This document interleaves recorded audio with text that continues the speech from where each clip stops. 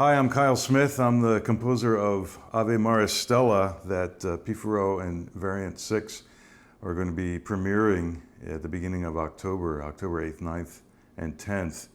So the title, Ave Maris Stella, means Hail to the Star of the Sea. Now, the Star of the Sea very early on came to be associated with Mary, the mother of Jesus, and so she was seen as to be a protector of sailors.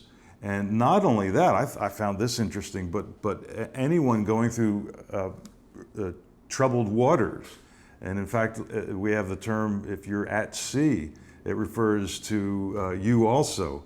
And so I think this is a hymn that can relate to all of us, and especially as going through this pandemic, which we're still not out of totally, and we're still, kind of sailing through these rough waters. So we were all hoping that this would be a particularly meaningful piece for us at this time.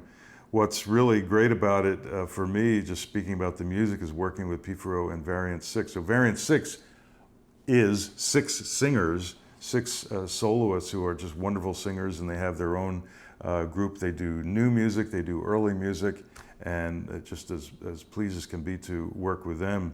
Piffaro has this forest of instruments that they can use at any time, and I think we're using 19 in this one, including recorders, shawms, sackbuts, dulcians, and even a couple of drums, and even a very interesting instrument called a string drum.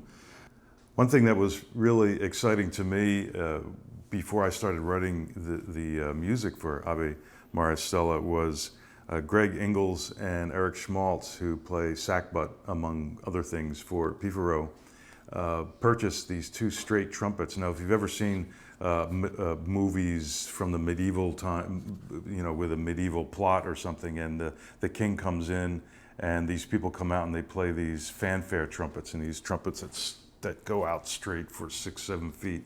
Well, that's what Piffaro has now, and I said, I've got to use these. I've got to get them in here somehow. So in the very first movement for Ave Maris Stella, I have an introduction, and then I do a fanfare for 2 of these straight trumpets, and I had so much fun doing this. And one little change I made was, usually when you have a pair of straight trumpets or fanfare trumpets, they're in the same key because they imitate each other, playing these fanfare kind of triads and so forth. And I decided to use them in different keys, so it kind of expands the number of notes that you have. But I have that right in the beginning, right on the 3rd page, 2nd and 3rd page, the fanfare starts, and it's kind of short, but I hope exciting, and then brings in all the people playing and singing together.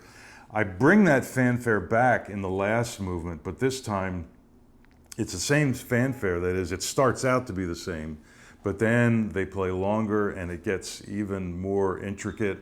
They really have to count. It's really not that easy for them to play, but I hope it's a lot of fun, and I think it's going to be very exciting. And I bring that in at the very end, going into at the end of the last amens. Something about this piece, I'll just mention one thing. There's a lot of counterpoint, and all counterpoint is that means you've got different lines that are going together at different times.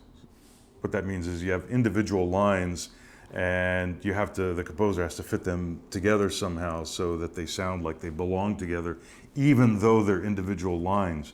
So this piece is filled with counterpoint. So it's point against another point, counterpoint.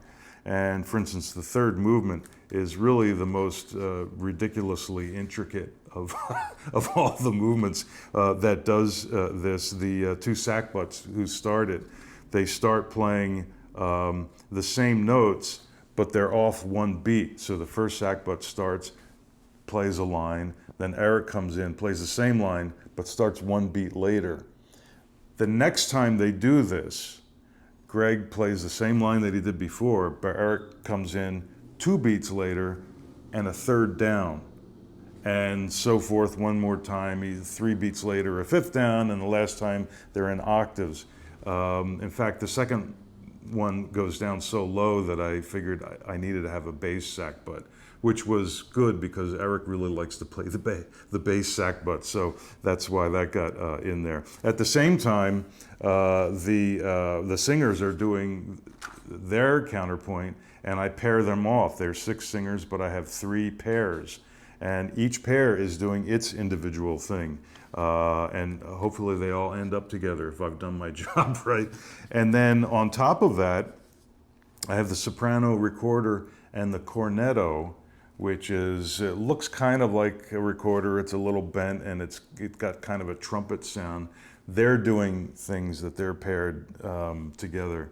And finally, there's more. I have a trio of a shawm and 2 dulcians, and they're playing this counterpoint that not only has to fit together, but each line is a mirror inversion of itself. So it's really ridiculously intricate, but if I've done my job right, it will sound like it all fits together. And that's the beauty of counterpoint. So there's a lot of that going on in Ave Maris Stella, but the whole reason that you would do this is to amplify the meaning of the text.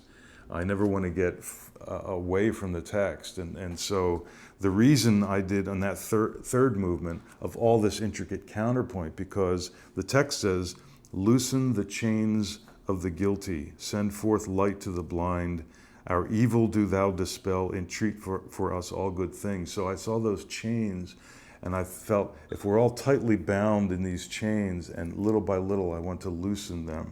So that's what's going on in the music. Just in that one movement, that's just one example. So please come out October 8th, 9th, and 10th, or see us online a little bit later. That's going to be live, that's going to be streaming online, the whole concert.